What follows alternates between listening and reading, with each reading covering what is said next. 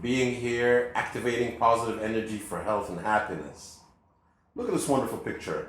Remember, in the very beginning, we talked about the philosophy of you become what you think about, and we are nurturing this garden in our mind. It's fertile soil, the seeds that we choose to plant, the actions that we choose to take, the sunlight, our emotions, our behavior.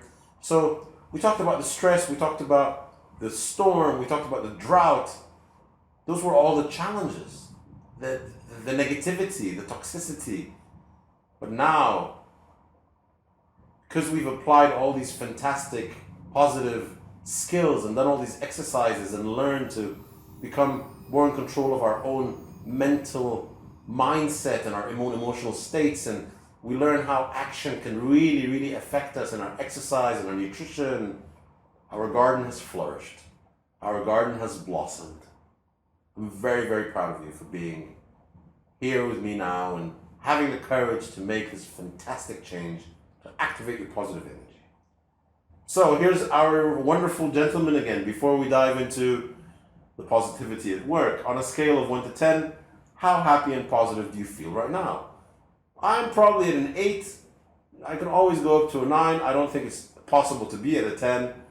There's always room for improvement, but I'm at an 8. I'm very, very happy. Alhamdulillah. So, positivity at work. We spend so much time in our offices, 40 hours a week, hopefully. And I hope that at this point in your life or in your career, you're able to align your values with your own purpose and your own mission and your own personal vision. And to a certain extent, 70%, 80%, it's aligned with your career. It's difficult to have it as 100%. That's, some people are really lucky that their vocation and their purpose and their career and their job is one. But it's great when your values and your mission and your purpose in life are aligned with the organizations and goal and mission and what you're doing. It's fantastic. So let's talk first about what Dr. Martin Seligman, who is the founder of Positive Psychology, University of Pennsylvania, and he created what's known as the Perma Model. And the Perma Model is basically made up of these 5 components. The P stands for positive emotion. Remember, we talked about positive emotion. How can you bring some of those positive emotions into your leadership style? How can you bring some of those positive emotions in the way that you deal with the people at the office? Not to be critical or envious or jealous, and to have gratitude and to show kindness and to show compassion and to show love. Yes, love at the office, believe it or not. People are talking now, there are these books, Love Leadership, Leading from the Heart, Emotional Intelligence. All these are real things. At the end of the day, we are human beings. We're not numbers. We're not Excel boxes. We're human beings. So feeling good, really important. 2, engagement, finding flow, right? So we're going to talk about finding flow in another slide, but the importance of finding flow is that it's related very much to this sense of knowing what your strengths are and aligning those with your core functions and your core competencies, and really being engaged in your work and sensing that you're at full capacity and you're not bored. You don't look at your watch and you're like, oh my God, it's only 9:05. The day rushes by and you're like, oh, it's 6 o'clock. I still have some work to do. You're enjoying it. You're engaged. You're in flow state. You're using your strength. So that's the E from the PERMA. Positive emotion, engagement. Then we talk about authentic connections and relationships. So really, really important. Jack Welch talks about candor. We talk about authenticity. We talk about transparency. We talk about respect. In organizational relationship systems coaching, they talk about that the relationship that creates a third entity, a system, and that system has its own intelligence. And when we coach people in a system, we understand that the sum is made up of the parts, but sometimes we ask the question, so what does the system need? What does the relationship need? after we talk about the individual needs and we bring those out and we speak about them, we read the emotional field and we say, okay, so what does the system need? So building authentic connections and having these rich relationships are very, very important in the PERMA model. Meaning, so that's the M, and that's related to purposeful existence. What does this mean?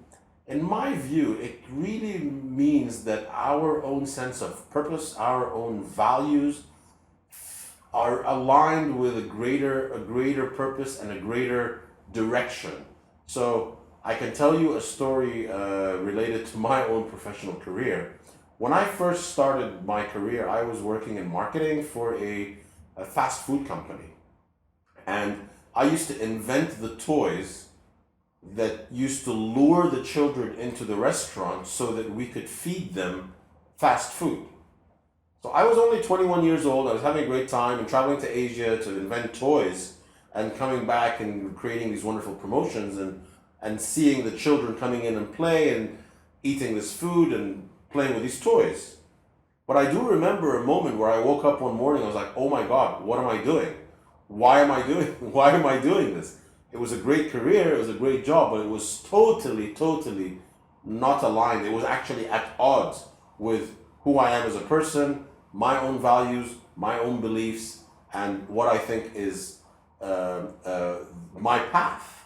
So at that point, I did not feel that my existence was purposeful at all. On the contrary, I felt that I was doing harm. So I quit my job. I was 21, I could do that. And I completely shifted my career, and I can tell you about that some other time, but I just shifted my career because I was not finding meaning in that specific role.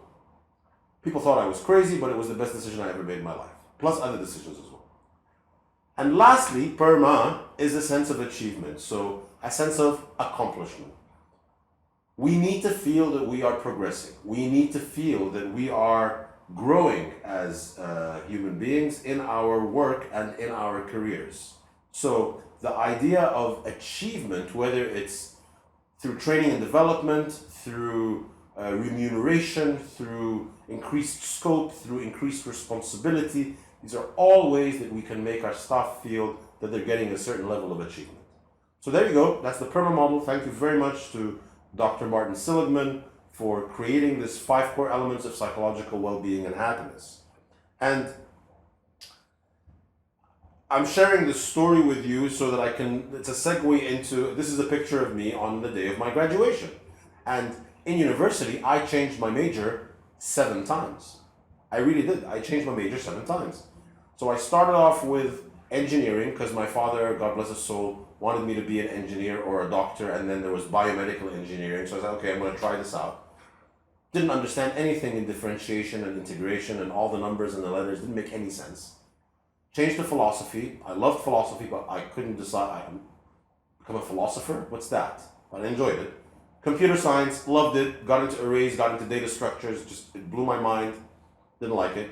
Economics, statistics, and financial modeling. Didn't like it. I sensed at the time that I was more drawn to the arts, the liberal arts. Did a little bit of business, did a little bit of economics. And then I ended up in mass communication because I remember seeing my brother and his friend working on this fantastic campaign that they were doing for an advertising subject, like it was homework for advertising campaign. A flurry of ideas and jingles and storyboards. Like, what are you doing? And they're like, we're working on an assignment. And like, surely you can't be working on an assignment. It's so much fun. And they're like, yeah, this is advertising. So I got into mass communication and studied broadcasting and journalism and public relations, but I also studied psychology and kept that as a minor. It was one of the things that I dabbled in, but I did not decide to major in psychology. I decided to major in mass communication. Now, why am I sharing this with you? Because this is very much related to the flow model. I felt, when we look at the flow model, you've got challenge and skill, and this is very much attributed, and I mentioned Margaret Greenberg and Sania Mayman, who are the authors of Profit from the Positive. I mentioned them in the beginning of the course. And this flow model is very much attributed to, I got it from their book, Profit from the Positive, and I'm going to share a quote with you. But the idea is you've got challenge and skill, right? And you've got, if your job is too challenging, and your skill is not enough, you're going to feel anxious. And if your skill set is higher than the level of the challenge, you're going to feel bored, right? So it's this balance of just enough challenge and just enough skill to keep you in that flow channel, to keep you just a little bit on your toes. You're like, okay, I can do this, but I just need to learn a little bit more, maybe push myself a little bit more. And the skill set is like, yeah, I can build a little bit more in these competencies or these strengths, and that's flow. And I found in my own professional career that if we don't challenge ourselves, we will get complacent. And then we kind of get relaxed, and then we kind of get bored.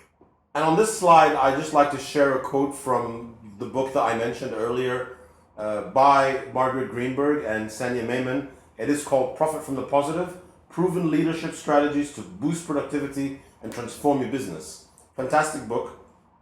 Positive psychology is the study of what constitutes excellence in individuals, communities, and workplaces.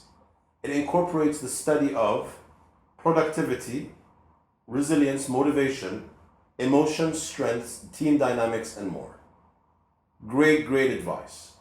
So at this point, we've reached this lecture, which was discussing positivity at work and the Perma Model. And I'd like to just take a minute to give you one question to think about before we move to the next lecture, which is really all about finding strengths. So it's a question and dialogue, and it'll give you time to just kind of prepare before we dive into finding strengths. Here we go. What can you do to make your team become aware of their strengths? What can you do to make your team become aware of their strengths? So thank you again for your attention, and I'll see you in the next lecture where we dive into strengths and some questions to help you with finding strengths, and also some resources for you to actually maybe go online and actually take the test yourself. So I'll see you there.